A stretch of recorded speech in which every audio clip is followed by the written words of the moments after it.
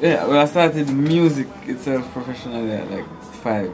I had a recording. I had this track called Reggae for Kids. It was featured in a compilation, like a children's compilation that was released in like Europe and like Africa and Japan and places like that. Fast forward a little bit, I started getting into production at like 12, like professionally, like selling beats to other people and like producers and stuff like that, and started to build my own kind of buzz from there. 2003 or so, like I had the cartoon rhythm, and from there I had the Red Bull and Guinness and 12 Gauge and Power Cut and a whole host of rhythms after that. Yeah, I mean it was a different vibe because I mean at the time there was a lot of change getting ready to be done at that point. So me being at that age at that time and being a producer, that was like a part of that change, because after my production started, then you saw acts like Movado and Idonia and like Cartel, them kind of change up everything, and there was like a new thing. So I think that kind of helped open the doors for me as a young producer with something fresh and new at that point. But what happens is usually when I make the tracks, I usually have ideas. Like a lot of the tracks that are out now, probably ideas that I give to the artist, like I recorded before or something, so they could like redo it and stuff. So I usually have a lot of those things, and then so just expression. I started doing some of the songs where, like some of the situations, like when I did a song like Can't Friend Again, I had to do that.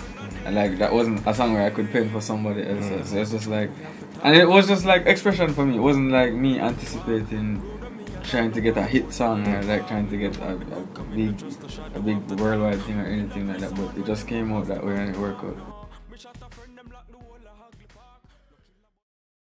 It kind of tricky for me, that kind of question, because I work with basically everybody, and I respect everybody's talent equally, so it's not really like a situation where I kind of rate that artist more than another one. So just a vibe. It really just depends on like what the music sounds like and what I think that will work on that particular track. Like I have situations where I build a track and first person that comes to my mind is Elephant Man, and I call him to do the track, and it just works out. Somebody else walks in the studio and they have a nice idea for it. So it's just usually just a vibe thing. Yeah, like we were literally like just driving and just like trying to get that artist.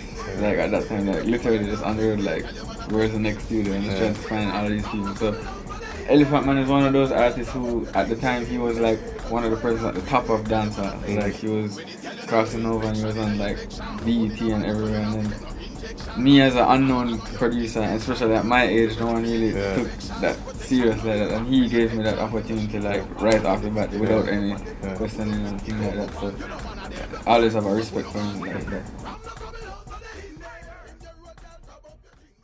Well, we went on tours like from an earlier age. We had that opportunity to get to kind of see a bit of how the business works, and like on all different aspects, on the studio side, on the touring side, on the road. And so I think that kind of helped in a sense where it kind of was setting us up for what we were getting into as musicians. Because I mean at that age obviously I didn't have any plans to do anything in music. Like I was playing instruments and stuff, but it wasn't something that I was planning to take up as a profession. So you know what I mean? So I think all of that was just training in a way for me. So that really helped. That really helped with my whole upbringing and the whole thing coming into music. I grew up on a lot of different genres of music, for obvious reasons, and so like it's just the appreciation for music generally, and like I mentioned earlier with myself and all of my siblings, we grew up around this kind of setting. So we grew up seeing like all of the great musicians working with all of the great artists, and so just that natural vibe. So it's kind of just being here and just being surrounded by good musicians. Yes, because I mean we weren't here trying to do music or trying to be musicians or anything, but you're around that kind of setting every day, and then you kind of see the whole process of when the song is starting from scratch, when it goes on the radio to when it becomes a hit, to when, you know what I mean, you go on tours and you see people responding to the song. Yeah, I mean, we just, like I said, you know what I mean, we just bounce ideas off each other, and we just just a vibe. We appreciate a lot of the same kind of stuff musically. You know what I mean? Where there's different arrangements and like, you know, harmonies and like that kind of thing. So it's really easy. It's kind of just, we do it effortlessly.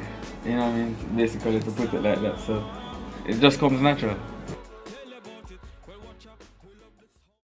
I mean, our thing is mainly based on like a family vibe, you know. That's what the whole setting of the studio and everything. Like, that's how even artists that we work with, it kind of becomes that vibe. Like all of the same artists that we work with over and over, the Movado, everybody. It's like a more of a family vibe. It's not really like I'm the producer, you're the artist kind of thing.